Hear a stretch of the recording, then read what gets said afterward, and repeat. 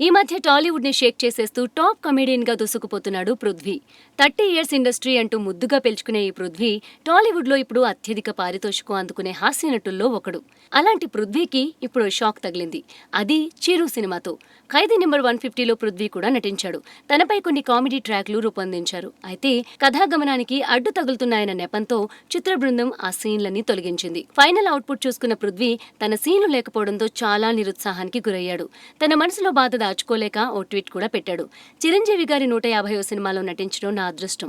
నేను నటించిన సీన్లను తొలగించడం నా దురదృష్టం. సంక్రాంతి పండుగ రోజున నా తల్లిని కోల్పోయినంత బాధగా ఉంది అంటూ ట్వీట్ చేశాడు. సీన్లను తొలగించడం అమ్మ మరణంతో లింక్ పెట్టాడంటే పృథ్వీ ఎంత డిప్రెషన్లోకి వెళ్లిపోయాడో అర్థం చేసుకోవచ్చు. స్వయంగా చిరునే రంగంలోకి దిగి కత్తెరలు వేశాడంటే ఇక మిగిలిన వాళ్ళు అడ్డు చెప్తారా? వినాయక్కి చాలా ఇష్టమైన ట్రాక్ అట, చాలా బాగా వచ్చిందట. కానీ కేవలం కథకు అడ్డుపడుతుందన్న ఉద్దేశంతోనే చిరు వాటిని కత్తిరించాట. దాంతో పృథ్వీ ఇలా బయటపడిపోవాల్సి వచ్చింది.